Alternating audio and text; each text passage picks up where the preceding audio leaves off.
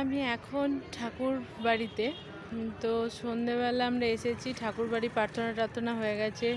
তো এখন পরিবেশটা এত ফাঁকা, এত ভালো লাগছে। আর সব থেকে ভালো লাগছে, হ্যাঁ না ভিডিও করিনি দাদা আমি। হ্যাঁ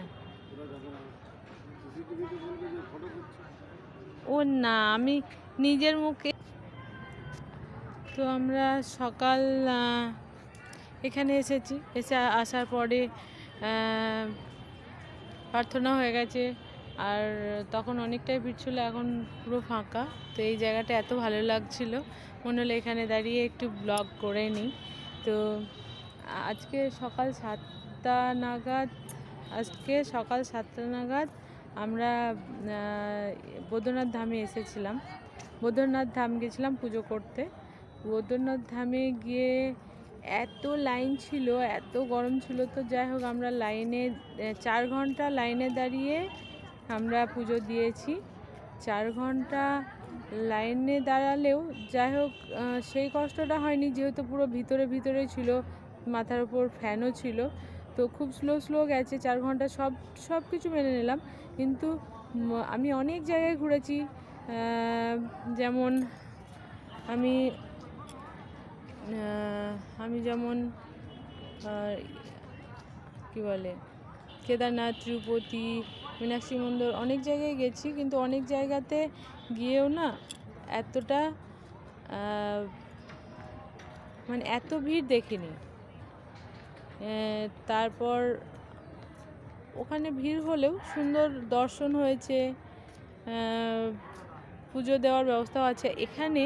সব কিছু করেও দেখলাম, যখন মূল মন্দিরে ঢুকলাম বাবার মাথায় জল ঢালার জন্য, তখন এত মানুষ এত দূর থেকে আসছে জল ঢালার জন্য বাবার মাথায়, একটু পুজো দেওয়ার জন্য। এখানকার পান্ডারা চারিদিক থেকে বাবাকে ঘিরে রেখেছে কি না মানুষের সঙ্গে টাকা নিয়ে পুজো দেবে, আর যারা না দেবে জলটাও ঢালতে দিচ্ছে না। তাহলে আমরা যে এত কষ্ট করে আসলাম ভগবানকে একটুখানি দর্শন পাওয়ার জন্য, একটুখানি মাথায় জল ঢালার জন্য, সেই সুযোগ সুবিধাটা এখানে নেই। এতটাই এখানকার পান্ডাদের মানে বাজে ব্যবহার দেখলাম। শুধু পয়সা ছাড়া আর কিছু বোঝে না। এত যে মানুষ এত 4 ঘন্টা 5 ঘন্টা এই গরমের মধ্যে দাঁড়িয়ে থেকে যে বাবার মাথায় জল ঢালবে, সেই সুযোগটাও করে দিচ্ছে না। এটা খুব খারাপ লেগেছে। যাই হোক, লাস্ট অবধি কষ্ট করে আমরা জল ঢেলেছি। আর আমার বর দুজন মিলে আমরা জল ঢেলেছি খুব ভালোভাবে। যেটা আমাদের ইচ্ছে ছিল যে বৈদ্যনাথ ধাম দেখব, দর্শন করব, বাবার মাথায় জল ঢালবো, সব করেছি। বাবার মাথায় হাত বুলিয়ে আমরা জল ঢেলেছি, খুব ভালো লেগেছে। আর এখন আমরা দেওঘরে সন্ধেবেলাটা কাটালাম, সেটাও খুব ভালো লাগলো। কালকে সন্ধেবেলায় দেবঘরে, কালকে একটু গরম বেশি ছিল, আজকে অতটা নেই। যাই হোক, এই টাইমটা কালকে দেবঘরে ভিড়ও ছিল। কাল দেবঘরে এখানে ঠাকুরবাড়িতে কালকে ফল মিষ্টি প্রসাদও দিয়েছিল, অনেক কিছু।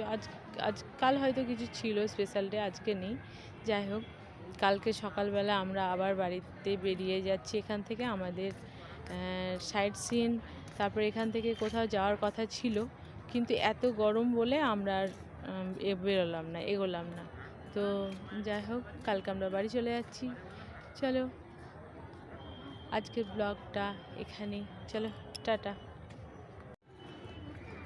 আর এখান থেকে গিয়ে আমরা আনন্দবাজার খাবো। কালকেও আমরা এখানে আনন্দবাজার খেয়েছিলাম, আজকেও আনন্দবাজার খাবো। খেয়ে হোটেলে চলে যাবো। তারপর সকালবেলা তাড়াতাড়ি উঠে গোছগাছ করে, মোটামুটি রাতে গোছগাছ করেই রাখবো, সকালবেলা মোটামুটি গোছগাছ করে আমরা সকালে ট্রেন ধরে বাড়ি চলে যাবো। সাইট সিন ঘোরা হলো না, তো না হলো দেবঘরের ঠাকুর মন্দির দেখা হলো, আর বৈদ্যনাথ ধামটা দর্শন হলো। দুটো হয়েছে ওই মেলা, কিন্তু খুব একটা কষ্ট হয়নি। যাই হোক, মোটামুটি